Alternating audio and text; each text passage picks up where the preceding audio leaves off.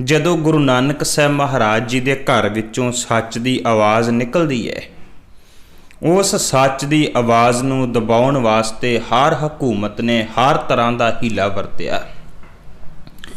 ਜਿੱਥੇ ਅਰਦਾਸ ਦੇ ਵਿੱਚ ਆਪਾਂ ਇਹ ਬੋਲ ਪੜ੍ਹਦੇ ਹਾਂ, ਜਿਨ੍ਹਾਂ ਸਿੰਘਾਂ ਸਿੰਘਣੀਆਂ ਨੇ ਧਰਮ ਹੇਤ ਸੀਸ ਦਿੱਤੇ, ਬੰਦ ਬੰਦ ਕਟਾਏ, ਖੋਪਰੀਆਂ ਲੋਹਾਈਆਂ, ਚਰਖੀਆਂ ਤੇ ਚੜੇ, ਆਰਿਆਂ ਨਾਲ ਚਰਾਏ ਗਏ। ਭਾਵ ਇੱਕ ਇੱਕ ਸਿੱਖ ਨੂੰ ਪਕੜ ਕੇ ਤਸੀਹੇ ਦੇ ਕੇ ਸ਼ਹੀਦ ਕਰਨ ਦਾ ਯਤਨ ਕੀਤਾ ਗਿਆ।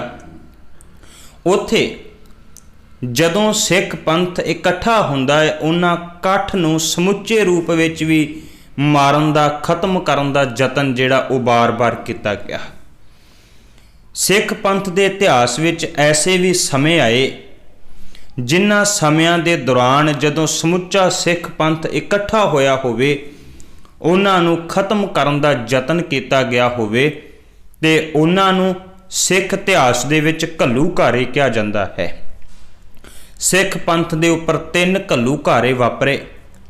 ਪਹਿਲਾ ਘੱਲੂਘਾਰਾ ਮਈ 1746 ਈਸਵੀ ਨੂੰ ਕਾਹਨੂੰਵਾਨ ਦੀ ਛੰਭ ਦੇ ਵਿੱਚ, ਜੋ ਗੁਰਦਾਸਪੁਰ ਦੇ ਨੇੜੇ ਹੈ, ਉੱਥੇ ਵਾਪਰਿਆ, ਜਿਹਦੇ ਵਿੱਚ ਲਗਭਗ 11,000 ਸਿੱਖ ਬੱਚੇ ਬਜ਼ੁਰਗ ਸ਼ਹਾਦਤ ਦਾ ਜਾਮ ਪੀ ਗਏ। ਦੂਸਰਾ ਘੱਲੂਘਾਰਾ 5 ਫਰਵਰੀ 1762 ਈਸਵੀ ਨੂੰ ਕੋਪਰ ਹੀੜੇ ਦੇ ਮੈਦਾਨ ਵਿੱਚ ਵਾਪਰਿਆ, ਜਿਹੜਾ ਮਲੇਰਕੋਟਲੇ ਦੇ ਨੇੜੇ ਹੈ। ਅਹਿਮਦ ਸ਼ਾਹ ਅਬਦਾਲੀ ਨੇ ਹਮਲਾ ਕਰਕੇ ਇੱਕੋ ਦਿਨ ਲਗਭਗ ਅੱਧੀ ਕੌਮ 25 ਤੋਂ 30 ਹਜ਼ਾਰ ਸਿੱਖ ਬਜ਼ੁਰਗ ਬੱਚਿਆਂ ਨੂੰ ਸ਼ਹੀਦ ਕਰ ਦਿੱਤਾ। ਤੇ ਤੀਸਰਾ ਘੱਲੂਘਾਰਾ ਜਦੋਂ ਇਸੇ ਦੇਸ਼ ਦੀ ਹਕੂਮਤ, ਇਸੇ ਦੇਸ਼ ਦੀ ਸਰਕਾਰ ਦੇ ਵੱਲੋਂ ਸਿੱਖਾਂ ਦੇ ਉੱਪਰ ਹਮਲਾ ਕਰਕੇ ਅਤਿਆਚਾਰ ਕੀਤਾ ਗਿਆ ਤੇ ਉਹਨਾਂ ਨੂੰ ਸ਼ਹੀਦ ਕਰਨ ਦਾ ਯਤਨ ਕੀਤਾ। ਜੂਨ ਤੇ ਨਵੰਬਰ 1984 ਦੇ ਵਿੱਚ ਸਿੱਖਾਂ ਦਾ ਕਤਲੇਆਮ ਕੀਤਾ ਗਿਆ।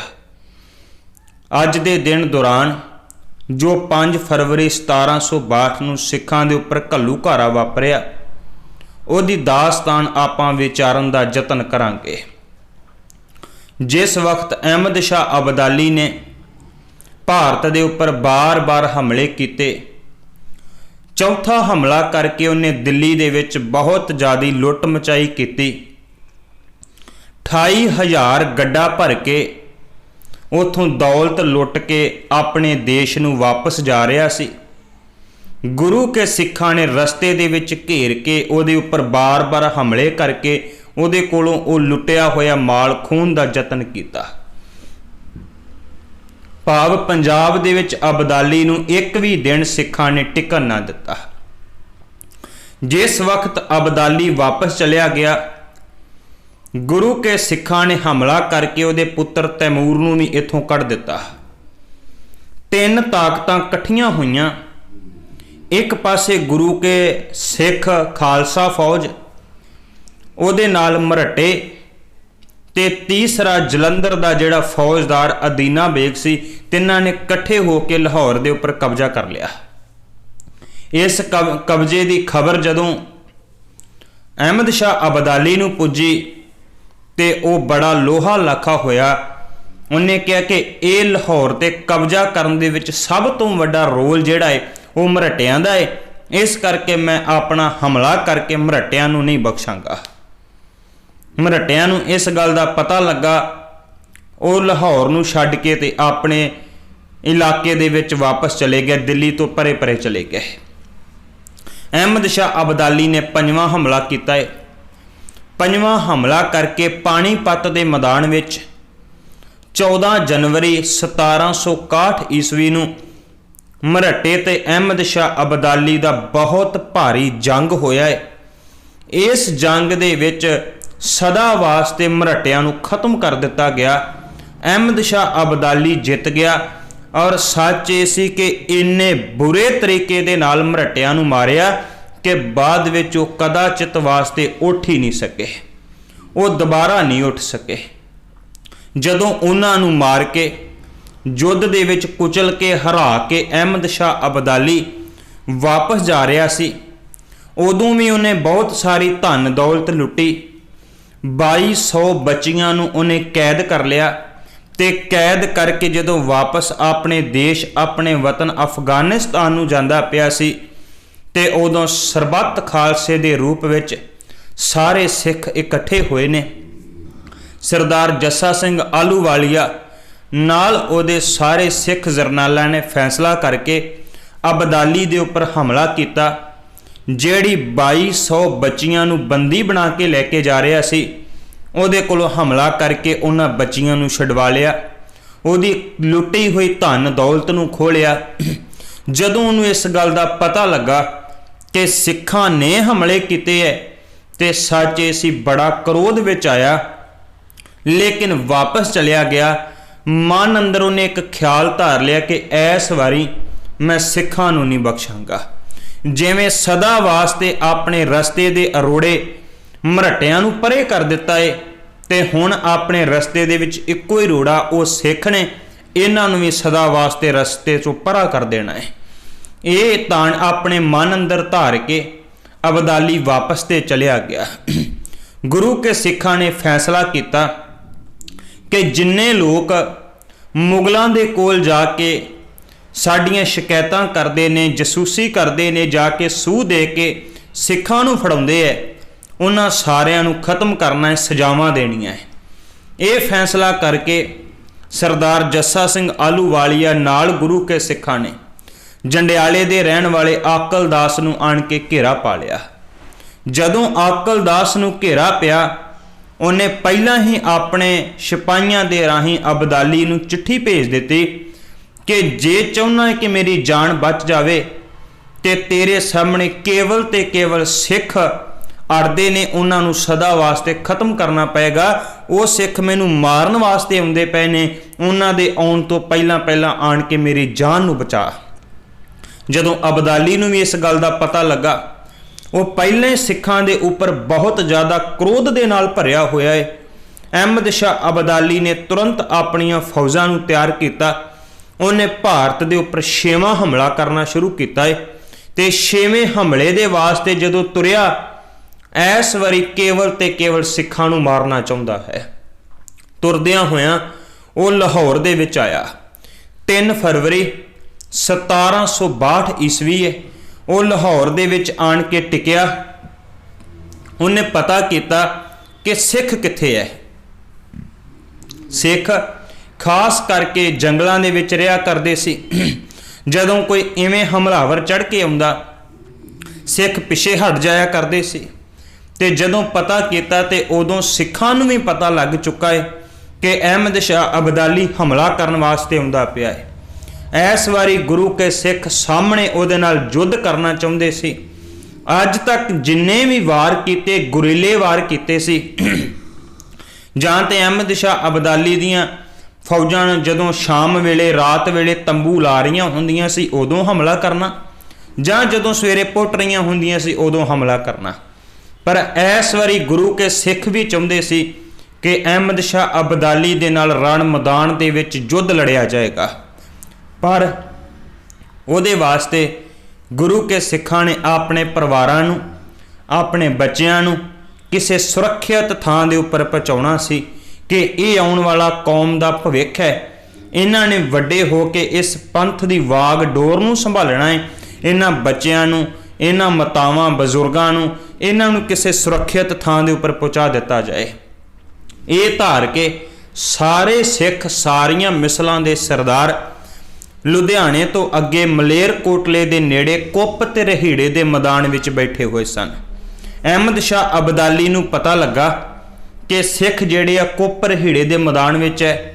ਸਿੱਖਾਂ ਦੇ ਮਨ ਦਾ ਖਿਆਲ ਸੀ ਕਿ ਅਬਦਾਲੀ ਜਿਹੜਾ ਲਾਹੌਰ ਦੇ ਵਿੱਚ ਰੁਕੇਗਾ, ਰੁਕਣ ਤੋਂ ਬਾਅਦ ਥੋੜੀ ਦੇਰ ਆਰਾਮ ਕਰਕੇ ਫਿਰ ਥੋੜੇ ਦਿਨਾਂ ਤੱਕ ਹਮਲਾ ਕਰੇਗਾ, ਅਸੀਂ ਉਹਨੇ ਦਿਨਾਂ ਤੱਕ ਸਾਰਾ ਬੰਦੋਬਸਤ ਕਰ ਲੈਣਾ ਹੈ। ਪਰ ਹੋਇਆ ਬਿਲਕੁਲ ਉਲਟ। ਅਹਿਮਦ ਸ਼ਾਹ ਅਬਦਾਲੀ ਲਾਹੌਰ ਦੇ ਵਿੱਚ ਨਾ ਰੁਕਿਆ, ਉਹ ਸਿੱਧਾ ਹੀ ਜਲਦੀ ਦੇ ਨਾਲ ਸਿੱਖਾਂ ਦੇ ਮਗਰ ਮਗਰ ਤੁਰਿਆ ਆਇਆ ਤੇ 36 ਘੰਟੇ ਦਾ ਲੰਮਾ ਪੈਂਡਾ ਤੈਅ ਕਰਕੇ ਰਸਤੇ 'ਚ ਕਿਤੇ ਰੁਕਿਆ ਨਹੀਂ। ਉਹਨੇ ਆਣ ਕੇ 5 ਫਰਵਰੀ 1762 ਨੂੰ ਕੁੱਪ ਤੇ ਰਹੀੜੇ ਦੇ ਮੈਦਾਨ ਵਿੱਚ ਬੈਠੇ ਹੋਏ ਗੁਰੂ ਕੇ ਸਿੱਖਾਂ ਨੂੰ ਆਣ ਕੇ ਘੇਰਾ ਪਾ ਲਿਆ। ਇਉਂ ਲੱਗਦਾ ਸੀ ਆਲੇ ਦੁਆਲੇ ਲਾਲ ਵਰਦੀਆਂ ਪਾਈਆਂ ਹੋਈਆਂ ਉਹ ਅਬਦਾਲੀ ਦੇ ਸਿਪਾਹੀ ਤੇ ਹੋਰ ਜਿਹੜੇ ਪੰਜਾਬ ਦੇ ਵਿੱਚ ਫੌਜਦਾਰ ਸਨ, ਸੂਬੇਦਾਰ ਸਨ, ਉਹਨਾਂ ਦੀਆਂ ਫੌਜਾਂ ਲਾਲ ਵਰਦੀਆਂ ਪਾਈਆਂ ਹੋਈਆਂ। ਇਉਂ ਲੱਗਦਾ ਸੀ ਕਿ ਜਿਵੇਂ ਆਲੇ ਦੁਆਲੇ ਫੁੱਲਾਂ ਦੇ ਉੱਪਰ ਫੁੱਲ ਲੱਗੇ ਹੁੰਦੇ, ਲਾਲ ਰੰਗ ਦੇ ਫੁੱਲ ਖਿੜੇ ਹੁੰਦੇ ਐ, ਇਵੇਂ ਉਹਦੇ ਸਿਪਾਹੀ ਜਿਹੜੇ ਉੱਥੇ ਨਜ਼ਰ ਆਉਂਦੇ ਪਏ ਸਨ। ਉਸ ਵੇਲੇ ਜਦੋਂ ਉਹਨਾਂ ਨੇ ਆਣ ਕੇ ਸਿੱਖਾਂ ਨੂੰ ਘੇਰਾ ਪਾਇਆ ਤੇ ਸਿੱਖਾਂ ਨੂੰ ਇਸ ਗੱਲ ਦਾ ਕੋਈ ਵੀ ਗਿਆਤ ਨਹੀਂ ਸੀ, ਪਤਾ ਨਹੀਂ ਸੀ ਕਿ ਅਬਦਾਲੀ ਆਣ ਕੇ ਘੇਰਾ ਪਾ ਲਵੇਗਾ। ਸਿੱਖਾਂ ਨੇ ਛੇਤੀ ਦੇ ਨਾਲ ਕਮਾਂਡ ਸੰਭੀ, ਆਪਣੇ ਸਾਰੇ ਪਰਿਵਾਰਾਂ ਨੂੰ, ਬੱਚਿਆਂ ਨੂੰ ਇੱਕ ਵਹੀਰ ਦੇ ਰੂਪ ਵਿੱਚ ਘੇਰਾ ਘੱਤਿਆ। ਆਲੇ ਦੁਆਲੇ ਸਿੱਖ ਫੌਜਾਂ ਹੋਈਆਂ ਨੇ ਤੇ ਹੋ ਕੇ ਤੇ ਉਸ ਵੇਲੇ ਦੇ ਦੌਰਾਨ ਨਾਲੇ ਅਬਦਾਲੀ ਦੇ ਨਾਲ, ਉਹਦੀਆਂ ਫੌਜਾਂ ਦੇ ਨਾਲ ਜੰਗ ਕਰਦੇ, ਨਾਲੇ ਆਪਣੇ ਪਰਿਵਾਰਾਂ ਨੂੰ ਵਿੱਚ ਲੈ ਕੇ ਜੰਗ ਲੜਦੇ ਜਾ ਰਹੇ ਨੇ। ਉੱਥੇ ਸਰਦਾਰ ਚੜ੍ਹਤ ਸਿੰਘ ਜੀ ਜੋ ਮਹਾਰਾਜਾ ਰਣਜੀਤ ਸਿੰਘ ਦੇ ਦਾਦਾ ਜੀ ਸਨ, ਉਹਨਾਂ ਨੇ ਕਿਹਾ ਕਿ ਮਿਸਲਾਂ ਦੀ ਵੰਡ ਪਾ ਕੇ, ਮਿਸਲਾਂ ਵੰਡ ਕੇ ਇੱਕ ਜਰਨੈਲ ਦੇ ਨਾਲ ਟੱਕਰ ਲਈ ਜਾ ਸਕੇ। ਸਰਦਾਰ ਜੱਸਾ ਸਿੰਘ ਜੀ ਆਹਲੂਵਾਲੀਆ ਜਿਹੜੇ ਉਸ ਵਕਤ ਪੰਥ ਦੀ ਕਮਾਂਡ ਕਰਦੇ ਪਏ ਨੇ, ਉਹਨਾਂ ਕਿਹਾ ਮਿਸਲਾਂ ਦੀਆਂ ਵੰਡੀਆਂ ਨਾ ਪਾਵੋ, ਬਲਕਿ ਰਲ ਮਿਲ ਕੇ ਪੰਥ ਬਚਾਵੋ। ਹੁਣ ਇਸ ਵੇਲੇ ਮਿਸਲਾਂ ਨੂੰ ਵੰਡਣ ਦਾ ਸਮਾਂ ਨਹੀਂ ਹੈ, ਇਸ ਵੇਲੇ ਪੰਥ ਨੂੰ ਬਚਾਉਣ ਦਾ ਸਮਾਂ ਹੈ। ਗੁਰੂ ਕੇ ਸਿੱਖ ਉੱਥੇ ਲੜਦੇ ਗਏ। ਜੱਸਾ ਸਿੰਘ ਆਹਲੂਵਾਲੀਆ, ਜੱਸਾ ਸਿੰਘ ਰਾਮਗੜੀਆ, ਸਰਦਾਰ ਸ਼ਾਮ ਸਿੰਘ, ਸਰਦਾਰ ਚੜ੍ਹਤ ਸਿੰਘ ਤੇ ਬੇਅੰਤ ਗੁਰੂ ਕੇ ਸਿੱਖ ਤੇ ਜਰਨੈਲ ਤੇ ਨਾਲ ਉਹਨਾਂ ਦੀਆਂ ਫੌਜਾਂ ਵਿੱਚ ਵਹੀਰ ਦੇ ਵਿੱਚ ਉਹਨਾਂ ਨੇ ਆਪਣੇ ਬੱਚਿਆਂ ਨੂੰ ਲਿਆ ਹੋਇਆ ਹੈ। ਬਿਲਕੁਲ ਇਸ ਤਰ੍ਹਾਂ ਦੇ ਨਾਲ ਜਿਵੇਂ ਕੁਕੜੀ ਜਿਹੜੀ ਹੈ ਆਪਣੇ ਬੱਚਿਆਂ ਨੂੰ ਆਪਣੇ ਪੰਜਿਆਂ ਦੇ ਵਿੱਚ ਬਚਾ ਕੇ ਰੱਖਦੀ ਹੈ, ਇੱਦਾਂ ਸਿੱਖ ਆਪਣੇ ਪਰਿਵਾਰਾਂ ਨੂੰ ਬਚਾਉਣ ਦਾ ਯਤਨ ਪਿਆ ਕਰਦੇ ਨੇ, ਨਾਲੇ ਤੁਰੇ ਜਾਂਦੇ ਨੇ ਤੇ ਨਾਲੇ ਜੰਗ ਕਰਦੇ ਜਾਂਦੇ ਹੈ। ਅਹਿਮਦ ਸ਼ਾਹ ਅਬਦਾਲੀ ਨੇ ਆਪਣੇ ਫੌਜਦਾਰਾਂ ਨੂੰ, ਜੈਨ ਖਾਂ ਵਰਗਿਆਂ ਨੂੰ, ਰਾਮ ਨਾਰਾਇਣ ਵਰਗਿਆਂ ਨੂੰ ਹੁਕਮ ਦੇ ਕੇ ਆਖਿਆ ਵੀ ਕਿਸੇ ਵੀ ਤਰੀਕੇ ਦੇ ਨਾਲ ਇਹ ਸਿੱਖਾਂ ਦੀ ਹੋਈ ਘੇਰਾਬੰਦੀ ਨੂੰ ਤੁਸੀਂ ਤੋੜ ਦੇਵੋ, ਤੋੜ ਕੇ ਜਿੰਨਾ ਵੀ ਹੋ ਸਕਦਾ ਇਹਨਾਂ ਦਾ ਜਾਨੀ ਤੇ ਮਾਲੀ ਨੁਕਸਾਨ ਹੋਣਾ ਚਾਹੀਦਾ ਹੈ, ਇਹਨਾਂ ਨੂੰ ਸਦਾ ਵਾਸਤੇ ਖਤਮ ਕਰ ਦੇਣਾ ਚਾਹੀਦਾ ਹੈ। ਜਦੋਂ ਉਹਨਾਂ ਨੇ ਜ਼ੋਰਦਾਰ ਹਮਲਾ ਕੀਤਾ ਤੇ ਉਸ ਹਮਲੇ ਦੇ ਨਾਲ, ਉਸ ਹੱਲੇ ਦੇ ਨਾਲ ਉਹ ਬਣਿਆ ਹੋਇਆ ਸਿੱਖਾਂ ਦਾ ਚੱਕਰਵਿਊਹ ਜਿਹੜਾ ਸੀ ਉਹ ਟੁੱਟ ਗਿਆ। ਬਹੁਤ ਸਾਰੇ ਬੱਚਿਆਂ ਨੂੰ, ਬਜ਼ੁਰਗਾਂ ਨੂੰ ਸ਼ਹੀਦ ਕਰ ਦਿੱਤਾ ਗਿਆ। ਸਵੇਰ ਦੇ ਚੱਲੇ ਦੁਪਹਿਰ ਆ ਗਈ ਹੈ। ਸੱਚ ਇਹ ਸੀ ਕਿ ਅਹਿਮਦ ਸ਼ਾਹ ਅਬਦਾਲੀ ਦੀਆਂ ਫੌਜਾਂ ਤੇ ਪਹਿਲਾਂ ਹੀ 36 ਘੰਟੇ ਦਾ ਪੰਧ ਤੈਅ ਕਰਕੇ ਆਈਆਂ ਸੀ, ਉਹ ਵੀ ਲੜਦਿਆਂ ਥੱਕ ਚੁੱਕੇ ਸਨ। ਹੁਣ ਤੇ ਇੱਕ ਪਾਣੀ ਦੀ ਭਾਲ ਵਿੱਚ ਸਨ ਕਿ 2 ਘੁੱਟ ਉਹਨਾਂ ਨੂੰ ਪੀਣ ਵਾਸਤੇ ਪਾਣੀ ਹੀ ਮਿਲ ਜਾਵੇ। ਦੂਸਰੇ ਪਾਸੇ ਗੁਰੂ ਕੇ ਸਿੱਖ ਜਿਹੜੇ ਨੇ ਉਹ ਆਪਣੇ ਪੰਥ ਨੂੰ ਬਚਾਉਣ ਵਾਸਤੇ ਲੱਗੇ ਹੋਏ ਸਨ। ਜਿਹੜੇ ਵੀ ਪਿੰਡ ਦੇ ਵਿੱਚ ਜਾ ਕੇ ਵੜਨ ਦਾ ਯਤਨ ਕਰਦੇ ਤੇ ਉਹ ਪਿੰਡਾਂ ਵਾਲੇ ਗੁੱਜਰ ਤੇ ਮੁਸਲਮਾਨ ਲੋਕ ਸਿੱਖਾਂ ਨੂੰ ਆਪਣੇ ਪਿੰਡਾਂ ਦੇ ਵਿੱਚ ਵੀ ਵੜਨ ਵਾਸਤੇ ਨਹੀਂ ਸਨ ਦਿੰਦੇ। ਇੱਥੋਂ ਤੱਕ ਕਿ ਜੇ ਕੋਈ ਸਿੱਖ ਜਾਂ ਬੱਚੇ ਜਾਂ ਬਜ਼ੁਰਗ ਕਿਸੇ ਫਸਲ ਦੇ ਵਿੱਚ ਜਾ ਕੇ ਵੀ ਵੜਦੇ ਨੇ ਤੇ ਉਸ ਫਸਲ ਨੂੰ ਵੀ ਅੱਗ ਲਾ ਕੇ ਸਾੜ ਕੇ ਸੁਆਹ ਕਰ ਦਿੱਤਾ ਜਾਂਦਾ ਹੈ। ਭਾਵ ਕਿ ਸਿੱਖਾਂ ਨੂੰ ਸਦਾ ਵਾਸਤੇ ਖਤਮ ਕਰਨ ਦਾ ਉੱਥੇ ਯਤਨ ਕੀਤਾ ਜਾ ਰਿਹਾ ਹੈ। ਸਿੱਖ ਪੰਥ ਨੇ ਅਕਾਲ ਪੁਰਖ ਵਾਹਿਗੁਰੂ ਦੇ ਅੱਗੇ ਅਰਦਾਸ ਕੀਤੀ ਹੈ। ਕੀ ਅਰਦਾਸ ਕੀਤੀ ਕਿ ਹੇ ਅਕਾਲ ਪੁਰਖ ਵਾਹਿਗੁਰੂ ਜੀ, ਪੰਥ ਕੀ ਰਹੇਗੀ ਤੋ ਗ੍ਰੰਥ ਰਹੇਗਾ ਨਾਥ, ਪੰਥ ਹੀ ਨਾ ਰਿਹਾ ਗ੍ਰੰਥ ਕੌਣ ਮਾਨੇਗਾ। ਕਿ ਹੇ ਅਕਾਲ ਪੁਰਖ ਵਾਹਿਗੁਰੂ, ਇਹ ਗ੍ਰੰਥ ਤੇ ਪੰਥ ਦਾ ਸੁਮੇਲ ਹੈ। ਜੇ ਅੱਜ ਪੰਥ ਬਚੇਗਾ ਤੇ ਗ੍ਰੰਥ ਦੀ ਕੋਈ ਸੇਵਾ ਸੰਭਾਲ ਕਰੇਗਾ, ਇਸ ਗ੍ਰੰਥ ਦੀ ਕੋਈ ਪੂਜਾ ਕਰੇਗਾ। ਅਗਰ ਇਹ ਪੰਥ ਹੀ ਨਾ ਰਿਹਾ, ਇਸ ਗ੍ਰੰਥ ਨੂੰ ਮੰਨੇਗਾ ਕੌਣ। ਜਦੋਂ ਅਰਦਾਸ ਕੀਤੀ ਹੈ, ਸ਼ਾਮਾਂ ਪੈ ਗਈਆਂ ਤੇ ਸੱਚ ਐਸੀ ਬਰਨਾਲੇ ਦੇ ਕੋਲ ਜਾ ਕੇ ਪਾਣੀ ਦੀ ਢਾਬ ਆਈ ਹੈ। ਉਸ ਪਾਣੀ ਦੀ ਢਾਬ ਤੋਂ ਇੱਕ ਪਾਸੇ ਗੁਰੂ ਕੇ ਸਿੱਖ ਪਾਣੀ ਪੀ ਰਹੇ ਸਨ ਤੇ ਦੂਜੇ ਪਾਸੇ ਥੱਕੀਆਂ ਹੋਈਆਂ ਅਹਿਮਦ ਸ਼ਾਹ ਅਬਦਾਲੀ ਦੀਆਂ ਫੌਜਾਂ ਉਹ ਪਾਣੀ ਪੀਂਦੀਆਂ ਪਈਆਂ ਸਨ। ਗੁਰੂ ਕੇ ਸਿੱਖ ਪਾਣੀ ਪੀ ਕੇ ਅੱਗੇ ਨਿਕਲ ਗਏ, ਲੇਕਿਨ ਅਹਿਮਦ ਸ਼ਾਹ ਅਬਦਾਲੀ ਦੀਆਂ ਫੌਜਾਂ 15 ਘੰਟੇ ਲੜਦਿਆਂ ਤੇ ਪਹਿਲਾਂ 36 ਘੰਟੇ ਦਾ ਪੰਧ ਤੈਅ ਕਰਕੇ ਆਈਆਂ ਸੀ। ਉਹਨਾਂ ਦੀ ਹਿੰਮਤ ਨਹੀਂ ਪਈ ਕਿ ਉਹ ਉਸ ਤੋਂ ਅੱਗੇ ਜਾ ਕੇ ਹਮਲਾ ਕਰਦੇ। ਨਿੱਕੀਆਂ ਮੋਟੀਆਂ ਝੜਫਾਂ ਭਾਵੇਂ ਉਸ ਤੋਂ ਬਾਅਦ ਹੋਈਆਂ, ਲੇਕਿਨ ਅਬਦਾਲੀ ਦੀਆਂ ਫੌਜਾਂ ਉੱਥੇ ਰੁਕ ਗਈਆਂ, ਥੱਕ ਗਈਆਂ। ਲੇਕਿਨ ਗੁਰੂ ਕੇ ਸਿੱਖ ਉਸ ਤੋਂ ਵੀ ਅੱਗੇ ਤੁਰੇ ਜਾਂਦੇ ਰਹੇ, ਅੱਗੇ ਦੀ ਅੱਗੇ ਗਏ ਤੇ ਗੁਰੂ ਕੇ ਸਿੱਖ ਬਰਨਾਲੇ ਤੋਂ ਬਹੁਤ ਅੱਗੇ ਨਿਕਲ ਗਏ। ਕੋਪਰ ਹੀੜੇ ਤੋਂ ਲੈ ਕੇ ਬਰਨਾਲੇ ਤੱਕ ਮੰਨ ਲਓ ਕਿ ਸਾਰੇ ਰਸਤੇ ਦੇ ਵਿੱਚ ਅਬਦਾਲੀ ਦੀਆਂ ਫੌਜਾਂ ਤੇ ਗੁਰੂ ਕੇ ਸਿੱਖਾਂ ਦੀਆਂ ਲਾਸ਼ਾਂ ਹੀ ਲਾਸ਼ਾਂ ਨਜ਼ਰ ਆਉਂਦੀਆਂ ਪਈਆਂ ਸਨ। ਇਸ ਇੱਕੋ ਦਿਨ ਦੇ ਵਿੱਚ ਇਤਿਹਾਸ ਦੇ ਮੁਤਾਬਕ ਕਿ 30 ਤੋਂ 35 ਹਜ਼ਾਰ, ਕੁਝ ਇਤਿਹਾਸਕਾਰਾਂ ਨੇ 25,000, ਕੁਝ ਨੇ 20,000 ਤੇ ਕਈਆਂ ਨੇ 50,000 ਵੀ ਲਿਖਿਆ ਹੈ, ਪਰ ਮੰਨਿਆ ਜਾ ਸਕਦਾ ਹੈ ਕਿ ਇੱਕੋ ਦਿਨ ਦੇ ਵਿੱਚ ਲਗਭਗ 30,000 ਗੁਰੂ ਕੇ ਸਿੱਖ ਜਿਹੜੇ ਉਹ ਸ਼ਹਾਦਤ ਦਾ ਜਾਮ ਪੀ ਗਏ। ਇਹਨੂੰ ਸਿੱਖ ਪੰਥ ਦੇ ਵਿੱਚ ਵੱਡਾ ਘੱਲੂਘਾਰਾ ਕਿਹਾ ਜਾਂਦਾ ਹੈ। ਪਰ ਸਿੱਖਾਂ ਦੀ ਚੜ੍ਹਦੀ ਕਲਾ ਕਿੰਨੀ ਵੱਡੀ ਹੈ ਕਿ ਫਿਰ ਵੀ ਜਦੋਂ ਰਾਤ ਦੇ ਵਕਤ ਅਰਦਾਸ ਕਰਦੇ ਨੇ ਤੇ ਅਰਦਾਸ ਦੇ ਵਿੱਚ ਇੱਕ ਗੱਲ ਕਹਿੰਦੇ ਨੇ, ਤਤ ਖਾਲਸਾ ਰਹਿ ਗਿਓ, ਗਇਓ ਸੋ ਖੋਟ ਗਵਾਏ, ਕਿ ਹੇ ਅਕਾਲ ਪੁਰਖ ਵਾਹਿਗੁਰੂ ਕੋਈ ਗੱਲ ਨਹੀਂ, ਤਤ ਬਾਕੀ ਬਚ ਗਿਆ ਹੈ, ਜਿਹੜੀ ਮਾੜੀ ਮੋਟੀ ਵਿੱਚ ਖੋਟ ਸੀ ਉਹ ਖੋਟ ਨਿਕਲ ਗਈ ਹੈ। 30,000 ਸ਼ਹਾਦਤ ਦਾ ਜਾਮ ਪੀਜਣ ਤੇ ਸਿੱਖ ਦੀ ਚੜ੍ਹਦੀ ਕਲਾ ਫਿਰ ਵੀ ਕਹਿੰਦਾ ਕਿ ਅਜੇ ਖੋਟ ਨਿਕਲੀ ਹੈ, ਤਤ ਬਾਕੀ ਬਚ ਗਿਆ ਹੈ। ਜਿੰਨੇ ਸਿੱਖ ਜਰਨੈਲ ਸਨ ਉਹ ਸਾਰੇ ਦੇ ਸਾਰੇ ਜ਼ਖਮੀ ਹੋ ਚੁੱਕੇ ਸਨ। ਸਰਦਾਰ ਜੱਸਾ ਸਿੰਘ ਆਹਲੂਵਾਲੀਏ ਦੇ ਸਰੀਰ ਦੇ ਉੱਪਰ 22 ਫੱਟ ਲੱਗੇ ਹੋਏ ਸਨ। ਸਰਦਾਰ ਚੜ੍ਹਤ ਸਿੰਘ ਦੇ ਸਰੀਰ ਦੇ ਉੱਪਰ 18 ਫੱਟ ਲੱਗੇ ਹੋਏ ਸਨ। ਕੋਈ ਵੀ ਸਿੱਖ ਸਿਪਾਹੀ ਐਸਾ ਨਹੀਂ ਸੀ ਜਿਹਦੇ ਸਰੀਰ ਦੇ ਉੱਪਰ ਫੱਟ ਨਾ ਲੱਗਾ ਹੋਵੇ। ਸਾਰਿਆਂ ਦੇ ਸਰੀਰਾਂ ਦੇ ਉੱਪਰ ਫੱਟ ਲੱਗੇ ਤੇ ਸਾਰਿਆਂ ਦੇ ਸਰੀਰ ਵੀ ਲੋਹੋ ਲੋਹਾਨ ਹੋਏ ਪਏ ਸਨ। ਇੰਨੇ ਫੱਟ ਖਾਣ ਦੇ ਬਾਵਜੂਦ ਵੀ ਉਹ ਗੁਰੂ ਕੇ ਸਿੱਖ ਰਣ ਮੈਦਾਨ ਵਿੱਚ ਜੂਝ ਕੇ ਲੜਦੇ ਪਏ ਸਨ, ਆਪਣੇ ਪੰਥ ਨੂੰ ਬਚਾਉਣ ਦਾ ਯਤਨ ਕਰਦੇ ਪਏ ਸਨ। ਅਹਿਮਦ ਸ਼ਾਹ ਅਬਦਾਲੀ ਉਹਨੇ ਉੱਥੇ ਰਸਤੇ 'ਚ ਪਈਆਂ ਹੋਈਆਂ ਸਿੱਖਾਂ ਦੀਆਂ ਲਾਸ਼ਾਂ, ਸਰੀਰ ਉਹਨਾਂ ਦੇ ਸਿਰ ਕੱਟੇ ਨੇ, ਕੱਟ ਕੇ 50 ਗੱਡੇ ਸਿੱਖਾਂ ਦੇ ਸਿਰਾਂ ਦੇ ਭਰ ਕੇ ਲਾਹੌਰ ਦੇ ਵਿੱਚ ਲੈ ਕੇ ਗਿਆ ਏ। ਉੱਥੇ ਜਾ ਕੇ ਉਹਨੇ ਆਲੇ ਦੁਆਲੇ ਸਿੱਖਾਂ ਦੇ ਸਿਰ ਜਿਹੜੇ ਉਹ ਟੰਗੇ ਤੇ ਟੰਗ ਕੇ ਲੋਕਾਂ ਨੂੰ ਵਿਖਾਉਣ ਦਾ ਯਤਨ ਕਰਦਾ ਵੀ ਮੈਂ ਕਿਸੇ ਨੂੰ ਛੱਡਿਆ ਨਹੀਂ। ਭਾਵੇਂ ਇਸ ਘਟਨਾ ਦੇ ਕਰਕੇ ਜਿਹੜੀ ਕਿ ਅਚਾਨਕ ਸਿੱਖਾਂ ਦੇ ਉੱਪਰ ਆਣ ਕੇ ਬਿਪਤਾ ਪੈ ਗਈ ਸੀ, ਸਿੱਖਾਂ ਨੇ ਉਹਨੂੰ ਬੜੇ ਦਲੇਰੀ ਦੇ ਨਾਲ, ਹਿੰਮਤ ਦੇ ਨਾਲ ਨਜਿੱਠਿਆ।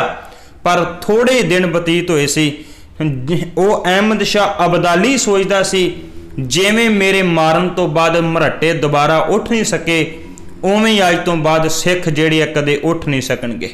ਪਰ ਉਹਦੀ ਸੋਚਣੀ ਬਿਲਕੁਲ ਗਲਤ ਸੀ, ਬਲਕਿ ਇਹ ਤੇ ਗੁਰੂ ਕੇ ਸਿੱਖ ਸੱਚੇ ਸੀ। ਜਿਉਂ-ਜਿਉਂ ਇਹਨਾਂ ਨੂੰ ਕੋਈ ਮਾਰਨ ਦਾ ਯਤਨ ਕਰਦਾ ਏ, ਇਹ ਤਿਉਂ-ਤਿਉਂ ਦੂਨ ਸਵਾਏ ਹੋ ਕੇ ਉੱਭਰਦੇ ਰਹੇ ਨੇ। ਇਵੇਂ ਹੀ ਹੋਇਆ। ਅਹਿਮਦ ਸ਼ਾਹ ਅਬਦਾਲੀ ਨੇ ਖਤਮ ਕਰਨ ਦਾ ਯਤਨ ਕੀਤਾ ਸੀ, ਲੇਕਿਨ ਸਿੱਖ ਫੇਰ ਉੱਭਰੇ ਤੇ ਉੱਭਰਨ ਤੋਂ ਬਾਅਦ ਉਹਨਾਂ ਨੇ ਅਹਿਮਦ ਸ਼ਾਹ ਅਬਦਾਲੀ ਨੂੰ ਪੰਜਾਬ ਦੇ ਵਿੱਚ ਇੱਕ ਦਿਨ ਵੀ ਚੈਨ ਦੇ ਨਾਲ ਟਿਕਣ ਨਹੀਂ ਦਿੱਤਾ। ਜਿੱਥੇ ਜਾਂਦਾ ਹੈ ਉੱਥੇ ਮਗਰੇ ਮਗਰ ਹਮਲਾ ਕਰ ਦਿੰਦੇ ਨੇ।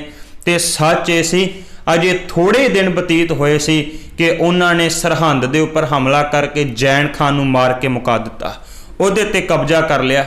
ਅਹਿਮਦ ਸ਼ਾਹ ਅਬਦਾਲੀ ਡਰਿਆ ਕਿ ਜਿਹੜੇ ਸਿੱਖ ਇੱਕ ਦਿਨ ਦੇ ਵਿੱਚ ਲਗਭਗ ਅੱਧੀ ਕੌਮ ਖਤਮ ਹੋਣ ਜਾਣ ਦੇ ਬਾਵਜੂਦ ਵੀ ਮੇਰੇ ਸਾਹਮਣੇ ਅਜੇ ਵੀ ਅੜਦੇ ਪਏ ਨੇ, ਇਹਨਾਂ ਦੇ ਨਾਲ ਟੱਕਰ ਨਹੀਂ ਲਈ ਜਾ ਸਕਦੀ।